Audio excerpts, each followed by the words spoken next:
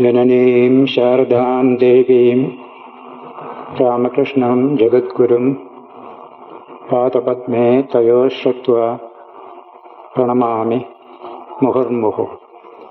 Placing our heads at the feet of Mother Sharada Devi and the great teacher of the world, Sri Ramakrishna, we salute them again and again.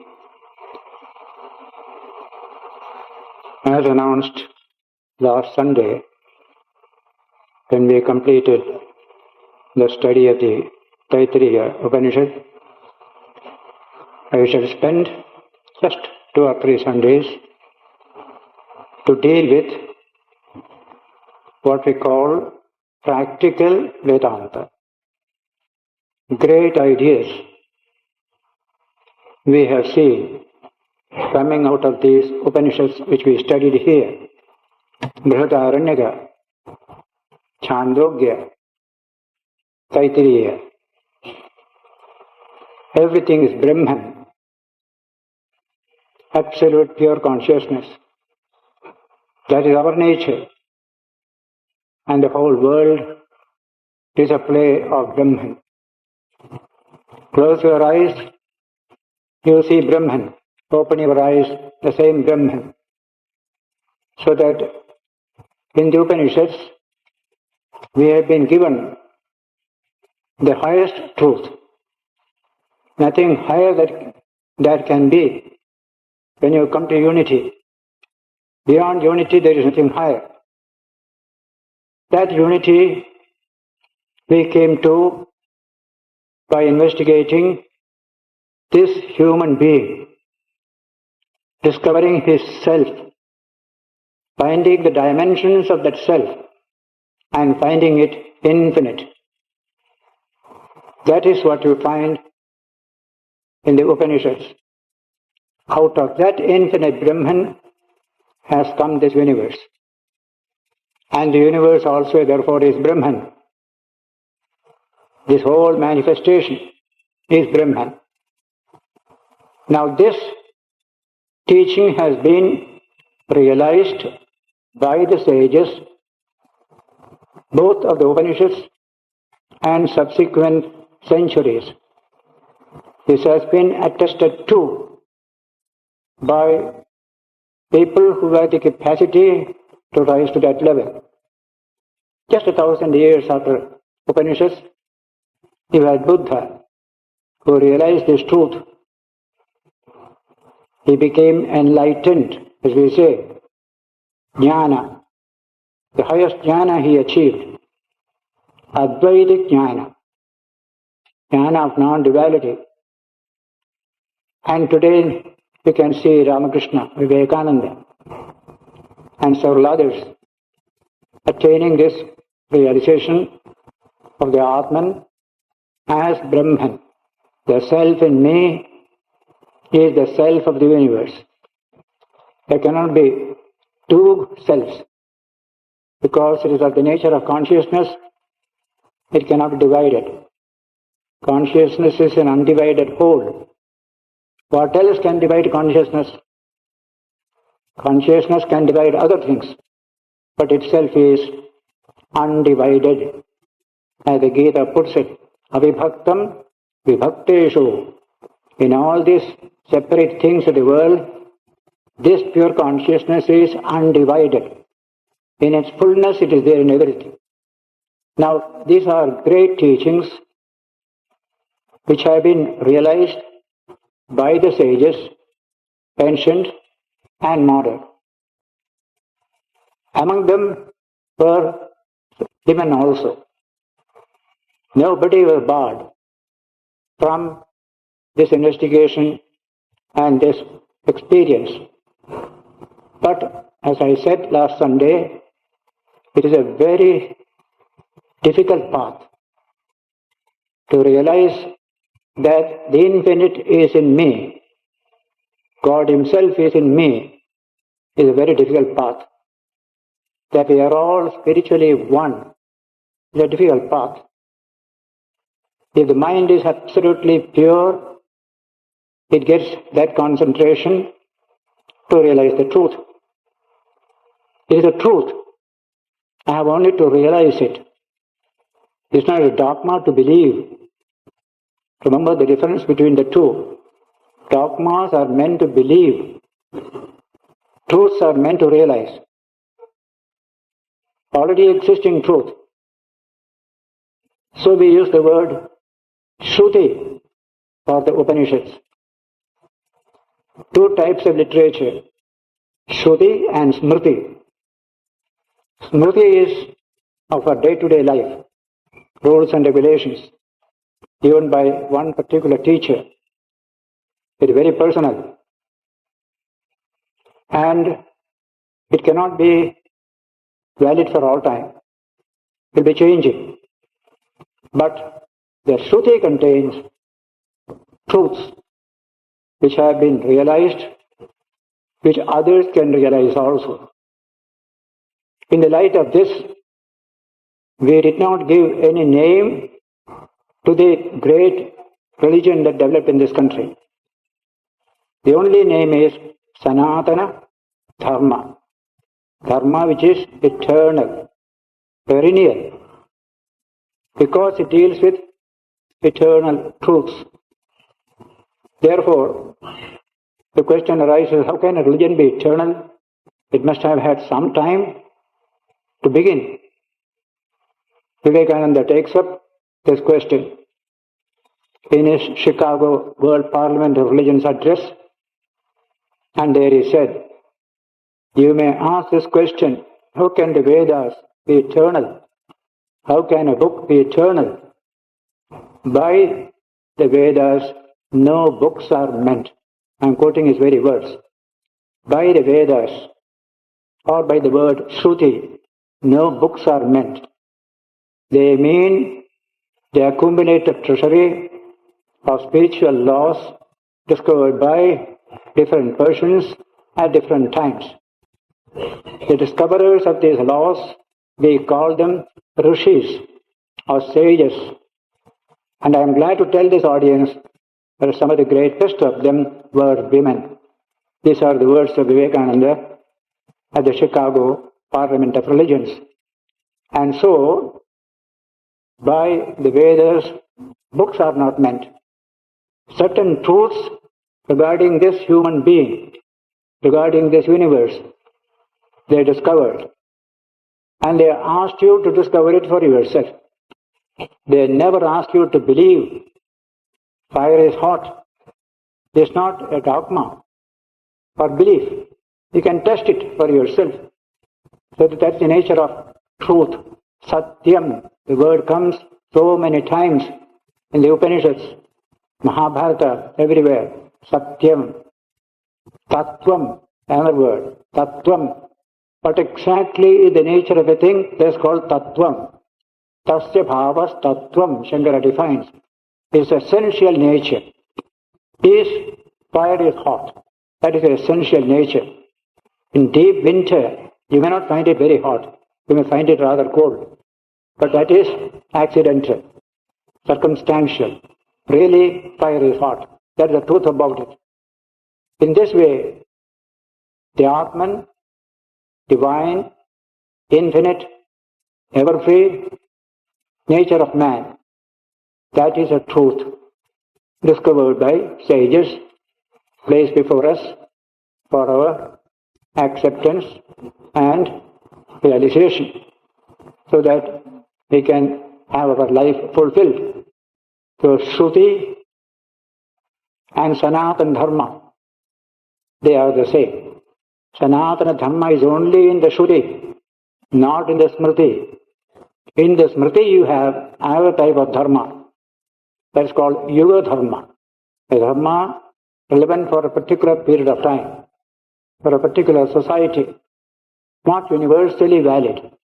Truths are universally valid, but opinions, dogmas, other things, rules, regulations, they are not universally valid. These are all orthodox ideas of India. I am not telling any modern new idea. Indian orthodoxy accepts the idea that Sanatana Dharma is eternal, Yuga Dharma is only for a particular period of time. So what do you find Smritis come and go. How many smritis have been there in our country? Manusmriti, Yachivalkya Smriti, Narada Smriti, so many smritis. One after the other coming. And sometimes they become irrelevant, so another smriti will come. All the old smritis are irrelevant. We have got our constitution. Nothing can go against the constitution. Therefore, we have got another smriti. This constitution is a smriti, which you can change. Amendments are there. That is called a human contribution, seeing the conditions of society, how to make life better and better. So rules, regulations are introduced through such smritis. So smritis come and go, but the Shruti remains.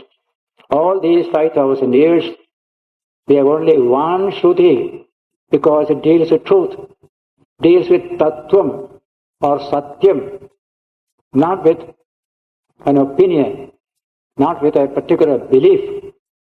This we must always keep in view. Sanatana means eternal. It was unfortunate in the modern period, many people understood the Smriti elements in our country as Sanatana Dharma. You must practice untouchability, that is Sanatana Dharma, they will say. They did not understand the meaning of Sanatana Dharma or Yuga Dharma, but that is getting clarified more and more. These are all Yuga Dharmas. That Yuga has gone away, another Yuga has come, so that rule goes away. We want another rule. But so far as the Atman is concerned, and the human capacity to realize it is concerned, it is Shruti, it is Sanatana. Any human being, here, Europe, America, Japan, anywhere, can realize this truth, because it is his or nature which we have discovered in every being. So that is the truth of Atman, which we find repeated again and again in the Upanishads. Through the Atma Tattva, we discovered the Brahma Tattva. One of the Upanishads will say this, Shveta Shvatara, that Atma Tattvena hi Brahma Tattvam Deepopameneha Yukta Prapashyet. The yogi perceives the truth of Brahman to the truth of the Atman. This Atman, when I separate it from the conditioning of the body-mind complex, it becomes its true nature, infinite. That is the nature of the Atman. It becomes small because we have this body-mind complex, making it truncated, as it were, a creature, a helpless creature, weeping, wailing creature. That is not the Atman. Atman is ever free. But getting into the body and being controlled by it, the light of the Atman doesn't shine truly. And so you have to make it shine truly. Great sages can do by getting their minds purified, controlling their sense organs, and then they realize it. And many have realized this truth throughout the ages. In the Gita you find that statement, Vetarag Bhayakrotha Manmaya Mam Upashritaha Bahavo Jnana Tapasa Pota Madbhava Magataha. Bahavo, many have realized my being, that I am in the heart of all. Krishna is saying there, when they become purified through Jnana Tapasa Pota, purified by Jnana Tapas. The same thing comes in Mandukya Kariga of Gaudapada, with only one or two small word differences. Vetarag Bhayakrodhaihi Munibhi Veda Paragaihi Nirvigalpo Hyayam Drishtaha Prapanchopashamo Advayaha. Wonderful shloka. Gaudapada says, this Nirvigalpa has been realized. Nirvigalpa means mind undifferentiated. None of these manifestations are there. That Nirguna state of Brahman. Brahman, the impersonal. That Brahman has been realized by many. Bahavo, he says, Nirvikalpo Hyayam Drishtaha. This Nirvikalpa state of the Atman, realizing the Atman, beyond this world of relativity. Nirvikalpa is not Vikalpa. Vikalpa is differentiation. This or that, that's called Vikalpa. The world of manifestation or the world of relativity. You go beyond it, then you come to Nirvikalpa state. Even this little mind dies. Only the infinite Atman remains in that state. This Nirvikalpa has been realized by many. Advaya, non-dual reality. There is no two, only one. That has been realized. Vedara bhaya krodhaihi. Those who overcame raga, bhaya and krodha, attachment, fear and anger. Munibhi, good acute thinkers. Muni means mananashilo munihi, profound thinkers who could penetrate deep. Munibhi, Veda paragaihi, who had gone beyond the words of the Vedas. See the language. When you realize the truth, you go beyond the Vedas. Vedas are needed only when we are in the state of relativity, the state of ignorance. So Veda paragaihi. In no other religious literature will you find this statement. Use the Vedas, but go beyond them. Go beyond the Vedas. Brihadaranyaka we quoted when we studied. Vedo avedo bhavati. The man of realization, Veda becomes aveda, of no use at all. When you realize the truth, what's the use of this Veda and other things? And so, Veda paragaihi. Go beyond the letter of the Vedas. You want to know the spirit of the Vedas, what it contains, the realization. This kind of thing has been achieved by many, Bahavo. Many have realized it. So both Gita and Gaudapada have said this divine realization has been achieved by many, many people of extraordinary character. The way of realization is first the impersonal Brahman, the other the personal God. Now, in Vedanta, we have seen statements.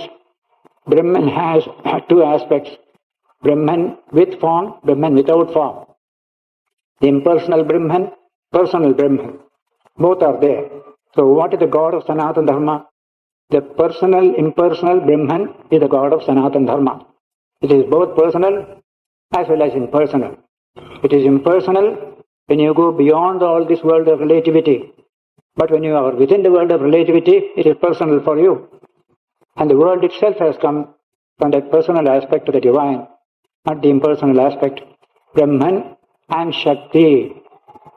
Nirguna, Saguna. These are the words we use in Vedanta.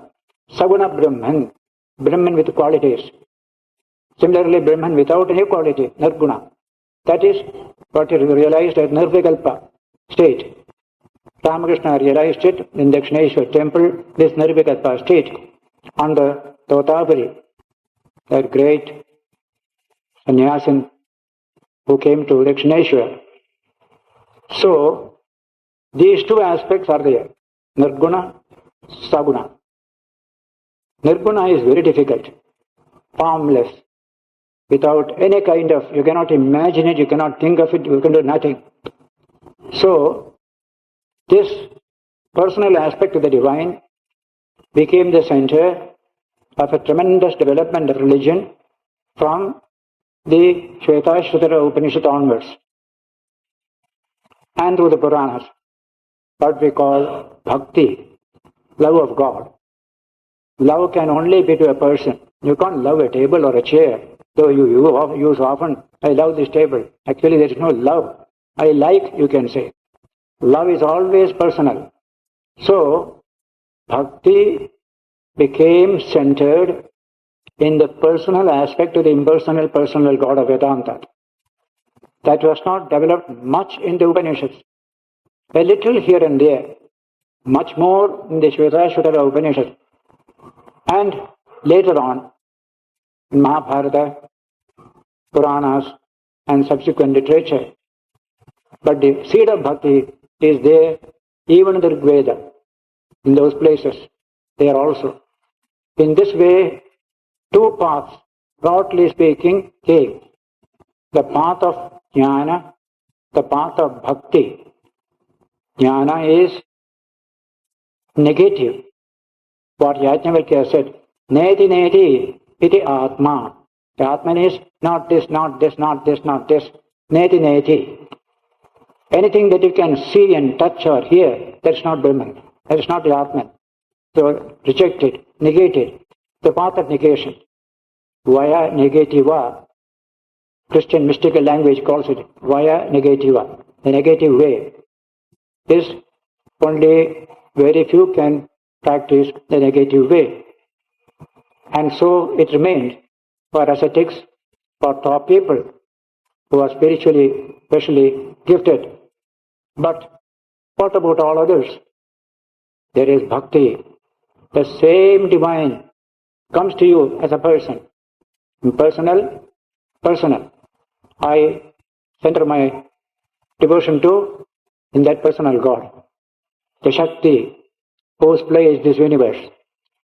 So we have bhakti as a well-developed system, beginning slowly, in a humble way. Later on, it became a flood in our country. Concept of bhakti.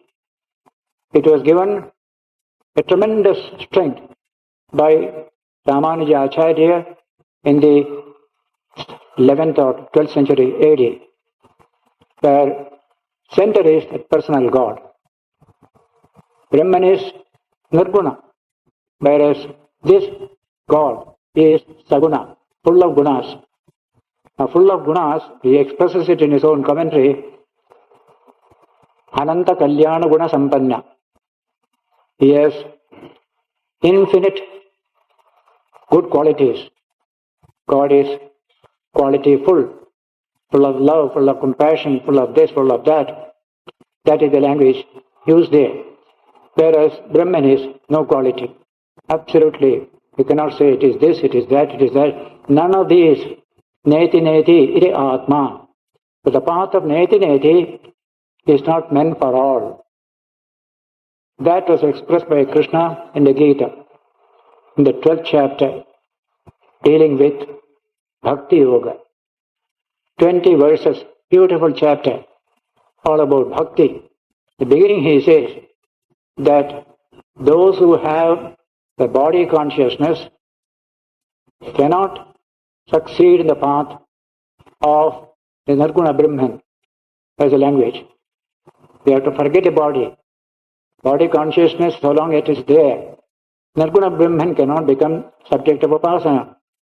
And therefore, there is the Saguna Brahman. With your body consciousness, with your limitations, you can worship him and slowly progress spiritually according to your own pace. That is the work that was done after the Upanishads, taking inspiration from the Upanishads, that infinite God is your own self, the self of ourself, the Antaryamin, the inner self of all beings. That passage came in the Yajnavalkya's statement in the Brihadaranyaka Upanishad. Ya prithivyam drishthanna, ya prithiviyantaro, ya prithivena veda, yasya prithiveshayidam, swayamatma antaryami amataha. He who exists in all beings do not know him, but being inside, they regulate all activities of those beings. That is the Antaryamin, that is the self. That comes in the Brihadaranyaka Upanishad. Based on that, to develop this path of bhakti, God is not far away. It is not an ultimate reality. It is an intimate reality. It is nearest to us, our own inner self. The self of ourself. I have got a self controlled by the body. Within that, the self of the self, that is the Atman, the divine self, the Antaryamin. Krishna said that in the Gita, Aham Atma Buddhakesha Sarvabhutashya Sthitaha. I am existing in the heart of all beings, Arjuna, as their Antaryami. This Antaryami concept is wonderful. Wonderful. We are all ordinary human beings. But within us, there's a profound focus of value, God himself. the divine person, is present within us. That is how bhakti developed based upon the saguna aspect of Brahman. The saguna aspect has another quality, namely Ananda. It is Sat Chit Ananda. The Ananda Swarupa you get in the personality concept of the divine. So, bhakti developed based upon that aspect of Brahman, the Shakti aspect, the Saguna aspect. This is what later on developed into various streams of bhakti, various gods as the object of adoration, as that Saguna Brahman. I am a Shaiva, Shiva is my Saguna Brahman. I am a Vaishnava, Vishnu is my Saguna Brahman. I am a Shakta, Devi is my Saguna Brahman. In this way, the same reality became called by different names, different methods of worship, different rituals, different stories, Puranas, Thala Puranas, all these things came later on in abundance based upon this one concept. But truth is one. We may have many forms and names. That thing we forgot sometimes. We thought these are all gods, separate gods. All are separate, all are separate. If only we had understood that one supreme divine has assumed this form for my sake, this name for my sake, then it is quite okay. The one can assume any forms. He has got that power. He can assume the form of the world. Can he not assume the form of a divine, like Shiva or Vishnu or anything? He can assume. In the Rig Veda itself, the first statement was made that has helped the evolution of Indian life and thought, according to Swami Vivekananda. Ekam Sat Vipra Bahudha Vadanti. Truth is one. Sages call it by various names. Names are different, forms are different. Truth is just one. The same Saguna Brahman appears to you as Shiva, appears to you as Krishna, appears to you as Vishnu. These various gods and goddesses came, filled our pantheon, and we forgot that they are all one. The truth behind is just one. That is what we have to recapture today. That it is just one only. In name only difference. In stories differences are there. But the truth is just one and the same. Ekam Sat Vipra Bahudha Vadanti. Now, Saguna Brahman is a god of love, not a god of anger. In many religions, God is a jealous God, angry, going to punish you.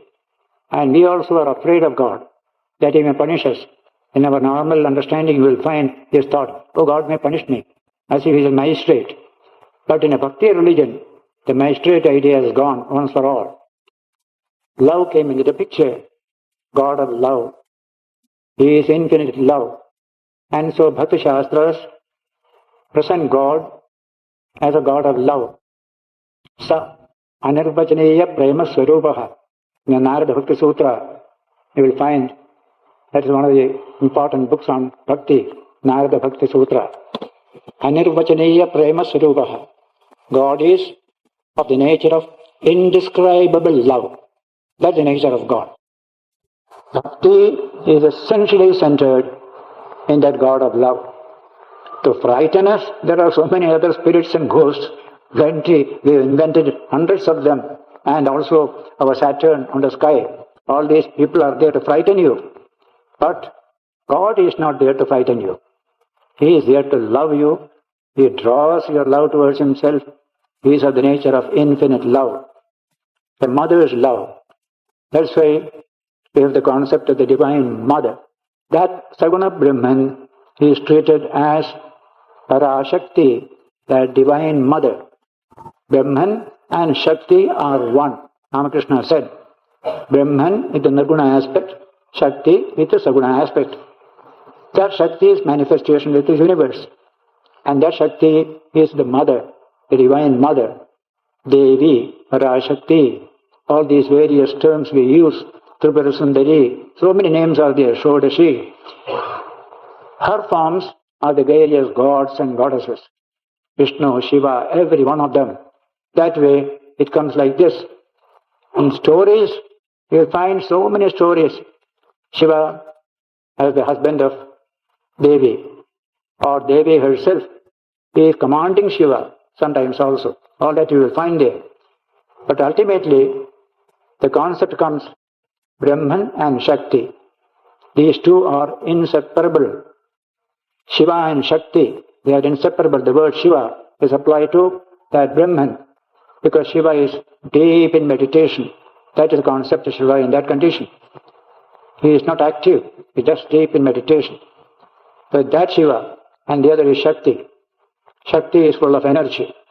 Without Shakti, Shiva cannot move his limbs, says Shankara in his famous stotra.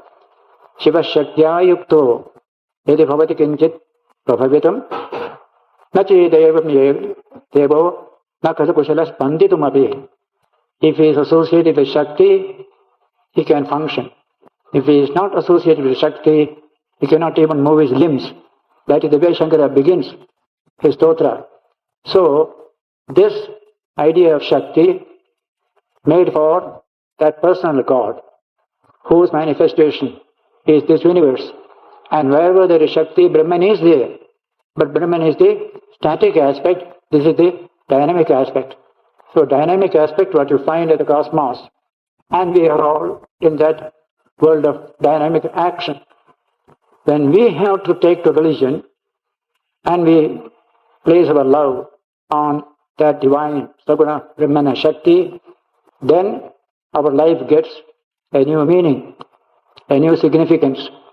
That is how religion comes to man. Religion has come to only human beings. No subhuman species can be religious. They have no understanding of the world. They have no knowledge. They have only feeling. But in the human being, capacity for knowledge of the world, knowledge of what lies beyond the world, the unseen, the unknown, also we can know. That's why we could discover all these truths. So in this way, we have evolved our religion from the Upanishads up to date. And the biggest development came in the later period, just Mahabharata time of bhakti. Jnana is there in the Upanishads, Jnana is there, even Mahabharata, plenty. But bhakti comes more and more prominently. Bhakti centered in Shiva. Bhakti centered in Vishnu. Vishnu is the protector. Shiva is in one category known as the destroyer. Another category, he is also the creator. As Nataraja, by his dance, he brings the cosmos into existence and also finally destroys it as well. That's also coming there. So exuberance of thought on all these subjects came all over India. So you have got such a confused mass of details regarding this subject. Vishnu is the protector of the universe. And many people turn to Vishnu as the object of adoration. Vishnu also is called Narayana. He is also called Hari and many other beautiful names. In fact, we have Vishnu Sahasranama, 1,000 names of Vishnu. Shiva Sahasranama, 1,000 names of Shiva. This is in the Mahabharata, you will get there. So, names are plenty, but truth is just one. The one thing that we forgot during recent centuries is this wonderful truth. That truth is one. There are all these forms, names, but behind all of them, truth is one. One God of love is behind all of them. That is what you have to capture in this modern period. That bhakti centered in that one divine person. He is there in me as my Antaryami. He is there in you as your Antaryami. Our relationship becomes heightened when we consider this truth about you and me. I am separate from you, but he unites me to you. What a beautiful idea.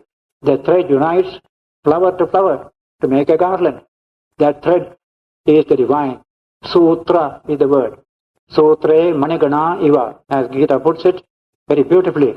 And so we have this kind of bhakti developed. In the Mahabharata you find beautiful verses regarding bhakti, examples of devotion you will find there. What developed in the Mahabharata period and a little earlier is a new conception. We have Shiva, Vishnu. They were not human beings. They are ideological gods, ideal gods. But we have realized them, many have realized them in this form, in that form. So, but still, they are not human beings. But the new development that came was the concept of the incarnation, that personal God can incarnate as a human being. That came during the Mahabharata period. It is there not in the Vedas, not in the Upanishads, but in the Mahabharata and later literature. It becomes very, very important concept, avatara concept. God embodying himself in this world, living as a human being among human beings and giving a spiritual stimulus to all. That's a beautiful idea. The most authoritative utterance on that subject you get in the 4th chapter of the Bhagavad Gita. And Bhagavad Gita belongs to the Mahabharata. Yada yada dharmasya glanir bhavati bharata abhyutthanam dharmasya tadatmanam sujamyaham. Krishna himself, as an incarnation, is telling, I incarnate, identifying himself with that supreme divine again and again for the good of people, to establish righteousness, to abolish unrighteousness. That is the nature of the avatara. Avatara is a wonderful concept in our history. Only 2 religions have the concept of avatara. One is Christianity, the other is Hinduism, Sanatana Dharma. Both believe in incarnation of God. But Christianity has a limitation. Its incarnation is only one. That is Jesus, nobody else. They call it the only begotten Son of God. No other incarnation. Whereas in India we say, Sambhavami yuge yuge. Yuga after yuga, God incarnates himself again and again. This is the only difference between the two. But why only one? In one lecture in Trivandrum, so many people were there, communists, socialists, Catholic, bishop, nuns, our own people, so many were there. Subject was incarnation. There I said, on this, Christianity and Hinduism both believe in the concept of divine incarnation. Only Christianity limits it only to one, the only begotten Son of God. So in a light mood, I said, it looks as if Christian God practiced family planning. No more children hereafter. So even the bishop was laughing. It was a very interesting situation. So Krishna's statement is getting accepted more and more. Sambhavami yuge yuge. Whenever there is a need, the Lord comes. It is His universe. He has to come and set right. How can you set right the moral and spiritual life of people except there is divine power? Political power, military power, intellectual power, none of them can bring about a change in the moral condition of the people. The Lord alone can do. So, one incarnation comes. Some may be extraordinarily powerful, some may be a little less powerful, but we call them avatara. Krishna has said it is difficult to recognize an avatar. He himself said in the Gita, avajananti mam mudha manushim dhanam ashritam param bhavam ajananto mama bhuta maheshwaram mudhaha mam avajananti. Foolish people, what you call, deride me, speak ill of me, not knowing my higher nature, seeing my limited human nature. Avajananti mam mudha. Manushim Tanum Ashritam. I have taken this Manushi body, Manushim Tanu, without understanding Param Bhavam Ajananto. The divine direction, dimension, they do not realize, they do not grasp. I am the infinite one, the self of all. That one they do not realize. But Mahatmanastu Maham Partha. Those who are Mahatmas, they understand. Here is the incarnation. So when incarnation comes, very few people can really appreciate an incarnation. He is just like one of us, eating, drinking, falling ill, and one day dying also. Just like anybody else.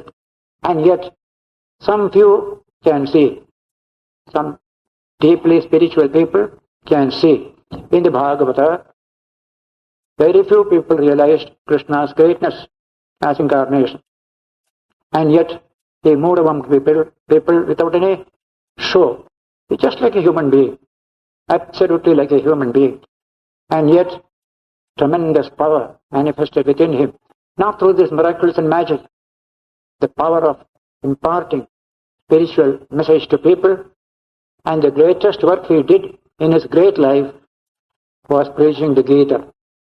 That Gita contains the entire gamut of practical Vedanta. Krishna is the only person who assimilated the whole of the Vedas, the whole of the Shrutis, Vedantavit, Vedavideva Chaham, he has said in the Gita. I am the Vedantavit, Vedavit. Having said this, he could easily translate the message of the Vedas or Shruti into practical terms.